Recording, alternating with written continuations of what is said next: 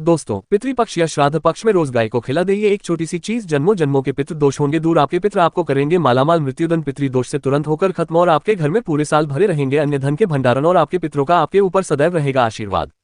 सबसे पहले आपसे रिक्वेस्ट करते हैं, इस वीडियो को एक लाइक जरूर करें। कमेंट्स बॉक्स में जय श्री विष्णु जय मां लक्ष्मी अवश्य लिखें और चैनल को भी तक सब्सक्राइब नहीं किया तो चैनल को सब्सक्राइब करके पहले जरूर दबाएं और ज्यादा से ज्यादा इस वीडियो को अपने दोस्तों में शेयर करें। दोस्तों, बात कर लेते हैं पितृपक्ष श्राद्ध पक्ष के दिनों में किए जाने वाली गाय से जुड़े कुछ महत्वपूर्ण उपायों के बारे में, जिन्हें आप करते हो तो आपके जन्मों जन्मों के पितृ दोष दूर होंगे और आपके पितर आपसे प्रसन्न होकर आपको मालामाल करेंगे। चलिए शुरू करते हैं। दोस्तों, सनातन परंपरा में गाय, गंगा और गायत्री का बहुत ज्यादा धार्मिक महत्व है। मान्यता है कि गौ माता के शरीर पर 33 कोटि देवी देवताओं का वास होता है। गौमाता की सेवा एवं पूजा करने वाले जातक पर इन सभी देवी देवताओं की कृपा बरसती है।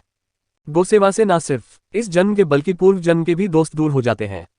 प्रत्येक सुबह जब आपके घर में भोजन बनना प्रारंभ हो तो सबसे पहले बनाई गई रोटी को आपको माता के नाम से निकाल दें और भोजन करने से पूर्व गोमाता को इस रोटी को खिलाएं। यदि संभव हो तो काली गाय को खिलाएं। यदि काली गाय ना मिले तो सफेद गाय को भी आप खिला सकते हैं।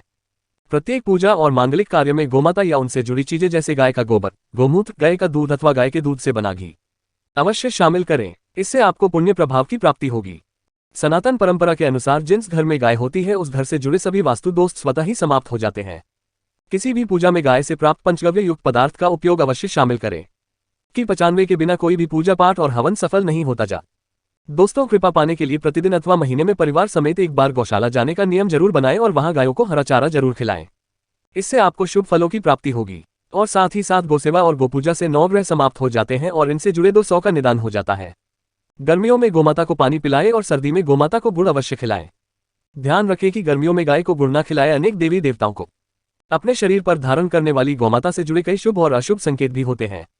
मसलन गाय का दूध दोहते समय यदि गाय ठोकर मार दे और सारा दूध बिखर जाए तो अपशगुन होता है। यदि कोई यात्रा पर निकल रहा हो और गाय अपने बछड़े को दूध पिलाती सामने आ जाए तो निश्चित रूप से जिस यात्रा के लिए आप निकले हैं वे यात्रा आपके लिए अवश्य ही सफल होगी और वह काम जिसके लिए आप निकले हैं वे अवश्य ही पूर्ण होगा। यात्रा पर जाते समय बाईं ओर गाय की आवाज आना और रात्रि में गाय की हुंकार करना भी शुभ होता है। दोस्तों, सत्य साथ गाय के साथ आप भूलकर भी ये काम न करें, अन्यथा मिलता है घोर नरक और जीवन भर की परेशानियां। दोस्तों, गाय को राष्ट्रीय पशु बनाए जाने और इन्हें मौलिक अधिकार दिए जाने की बात हो रही है तो सवाल उठता है कि गाय जब भारतीय संस्कृति का अहम हिस्सा है तब भी गाय के साथ लोग खराब व्यवहार कैसे कर लेते हैं। गाय दर दर भटकते रहती है, भरपेट इन्हें चारा तक लोग नहीं देते। गाय जब तक दूध देती रहती है तो उनकी सेवा होती है और जैसे ही दूध देना बंद कर देती है तो लोग इन्हें उनकी किस्मत पर छोड़ देते हैं, सड़कों पर और गलियों में भटकने के लिए। ऐसे में गोवंशी जीवों को कोई डंडे से मारता है तो कोई उन पर पानी डाल देता है। कभी वाहनों से इन्हें धोकर लग जाती है तो कभी बीमार होकर बेचारी एक गाय दम तोड़ देती है। ऐसे में जरूरत है इन बातों को जानने की कि गाय को लेकर शास्त्रों में क्या कहा गया है, गाय के साथ आपको कैसा व्यवहार करना चाहिए। या दोस्तों, गाय को कभी भी मारना पीटना नहीं चाहिए। शास्त्रों में गाय को माता का दर्जा दिया गया है।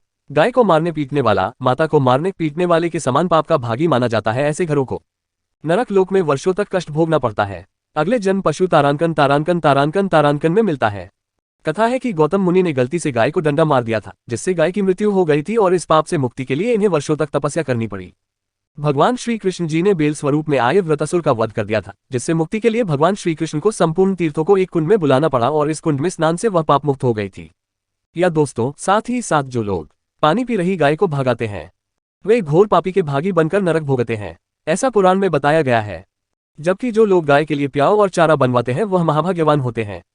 ऐसे लोग घोर पाप से मुक्त होकर स्वर्ग पा जाते हैं और बड़े ही धनवान कुल में जन्म लेकर सुख भोगते हैं। और साथ ही साथ आराम कर रही गाय को कष्ट देकर कभी भी उठाना नहीं चाहिए। कहते हैं कि जिस स्थान पर गाय बैठी है वहां से नकारात्मक ऊर्जा समाप्त हो जाती है। गाय के बैठने की जगह हो जो लोग नियमित साफ रखते हैं वे पूर्वजन्म में किए गए जाने अनजाने में बापू से मुक्ति हो जाते हैं और गोलोक में स्थान पाते हैं। गाय को डंडा मारकर उठाना, पानी डालकर उठाने से मनुष्य पाप का भागी बनता है और अगले जन्म में उसे दर दर भटकना पड़ता है। और साथ ही साथ शास्त्रों में बताया गया है कि गाय का दूध उसके बछड़े के लिए होता है। गाय के बछड़े से बचा हुआ दूध ही मनुष्य को लेना चाहिए, लेकिन कुछ लोग एक बार गाय को लेने के बाद फिर से बछड़े के लिए बचा हुआ दूध भी दूध लेते हैं। ऐसा करना घोर पाप कहा जाता है। ऐसे दूध को दुखाने वाला और ग्रहण करने वाला दोनों ही पाप के भागी बन जाते हैं। दोस्तों, साथ के साथ शास्त्रों में कहा गया है कि गोवंश यानी गाय और बैल की पीठ पर नहीं बैठना चाहिए। इनके पीठ पर बैठने से महापाप लगता है। ऐसे लोगों को नरक की यातना भुगतनी पड़ती है। एकमात्र महादेव की अंश के उत्पन्न नंदी ही गोवंशी है, जिस पर स्वयं महादेव और महादेवी सवारी करती है। क्योंकि नंदी ने स्वयं अपनी एकसा से महादेव की सवारी बनना स्वीकार किया था और साथ ही साथ शास्त्रों में गाय के दान को बहुत ही महत्व दिया गया है। लेकिन ऐसी गाय का दान कभी नहीं करना चाहिए जो बूढ़ी और बीमार हो। कठोपनिषद में नचिकेता की कथा भी इस संदर्भ में है कि जिस नचिकेता ने पिता द्वारा बूढ़ी गाय को दान करने पर आपत्ति जताई थी। दूध देने वाली और बछड़े सहित जो लोग गाय का दान करते हैं वह महान पुण्य को प्राप्त करके स्वर्ग में स्थान पाते हैं। दोस्तों, साथ ही साथ सूर्य, चंद्र, मंगल या शुक्र की युति राहु से हो तो पितृदोष होता है। ये भी मान्यता है कि सूर्य का संबंध पिता से, मंगल का संबंध रक्त से होने के कारण सूर्य यदि शनि, राहु या केतु के साथ स्थित हो या दृष्टि संबंधी हो तथा मंगल की युति राहु या केतु से हो तो पितृदोष होता है। इस दोष से जीवन संघर्ष में बन जाता है।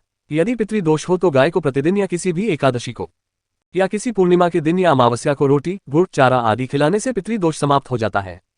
साथ ही साथ देसी गाय की पीठ पर जो खुद को बड़ा होता है वह बृहस्पति गुरु है। अतः जन्मपत्री में यदि बृहस्पति अपनी नीच राशि मकर में हो या अशुभ स्थिति में हो तो देसी गाय के इस बृहस्पति भाग शिवलिंग रूपी कुबेर के दर्शन करने चाहिए। गुड़ तथा चने की दाल रखकर गाय को रोटी भी दें। इससे आपको शुभ फलों की प्राप्ति होगी। और साथ ही साथ यदि आप रास्ते में जा रहे हो और सामने से गौमाता आती हुई दिखाई दे तो गौमाता को आप अपनी दाहिनी ओर से जाने देना चाहिए। आपकी यात्रा अवश्य ही सफल होगी। और साथ ही साथ यह संकेत भी जान ले, यदि आप यात्रा पर जा रहे हैं और सामने आपके गाय पर जाए अथवा अपने बछड़े को दूध पिलाती हुई सामने गाय दिखाई दिए जाए तो समझ जाना वह यात्रा आपके लिए अवश्य ही सफल होगी। और साथ ही साथ जिस घर में गाय होती है उसमें वास्तुदोष स्वतः ही समाप्त हो जाता है। और साथ ही साथ आपको बता दें कि गाय को आप जो भी रोटी बनाए प्रतिदिन रोटी ही बनाए। गाय को अगर आपने रोटी बनाई है तो कोशिश करें कि उस रोटी को आप तुरंत ही गाय को दे दें। अगर आप उस रोटी को रख देंगे और उस रोटी को अगले दिन देंगे तो वह रोटी बासी मानी जाएगी। गाय को कभी भी बासी रोटी ना दें। इससे घर में नकारात्मक ऊर्जा वास करती है और जो भी कार्य आपके बनने वाले होंगे वह कार्य भी आपके बिल्कुल भी नहीं बनेगी। इससे आपके घर में हमेशा दरिद्रता का वास रहेगा और आप जिस भी कार्य को करेंगे उस कार्य में आपको हमेशा असफलता ही हाथ लगेंगी। इसलिए कोशिश करें गाय को रोजाना ताज़ी रोटी बनाकर खिलाएं और रोटी को बिल्कुल ना रखें। बासी रोटी गाय को ना दे और साथ ही साथ सड़ी गली चीजें गाय को नहीं खिलानी चाहिए। कि घर में कोई फल है, कोई सब्जी है, सो जाए तो लोग क्या करते हैं, गाय को खिला देते हैं। नहीं, ऐसा नहीं करना चाहिए।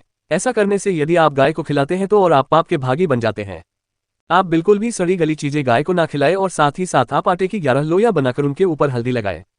इसके बाद आप उन 11 लोइयों को एक एक करके गाय को खिलाएं। प्रत्येक लोई को खिलाते समय गाय के सींगों पर आप हाथ फेरें, पीठ पर हाथ फेरने, मस्तक पर हाथ फेरें, माता गाय की आप चरणों के स्पर्श करें। या दोस्तों, ऐसा करने से आपके समस्त कार्य बनने लगेंगे। तो दुख का समय चल रहा है वे भी समाप्त होगा। आपके जीवन में खुशी है, खुशी होंगी और एक बार आप 7 बार गाएगी परिक्रमा भी कर ले तो आपके समस्त कार्य पूर्ण होंगे। और साथ ही साथ आप गाय को जब भी रोटी दें, रोटी पर या तो आप थोड़ी हल्दी लगा ले या थोड़ा रख ले। अगर गुड़ ना हो तो आप थोड़ा मिश्री रख सकते हैं, थोड़ा घी रख सकते हैं। तो गाय को कभी भी सूखी रोटी ना खिलाए। सूखी का मतलब गाय के जो रोटी रखे खिलाए उस पर कुछ ना कुछ रखकर खिलाए। हल्दी रख ले, गुड़ रख ले, मिश्री, घी, अब जो भी रख ले, मतलब खाली रोटी नहीं खिलानी है। यह इस बात का रखें जब भी आपको सुबह फलों की प्राप्ति होगी। या दोस्तों, ये थे गाय से जुड़े कुछ महत्वपूर्ण उपाय, कुछ बातें जिन्हें आपको ध्यान में जरूर रखना चाहिए। या दोस्तों, वीडियो अच्छी लगी हो तो वीडियो को लाइक करें, ज्यादा से ज्यादा अपने दोस्तों में शेयर करें। चैनल पर नहीं है तो सब्सक्राइब करें। गौ माता।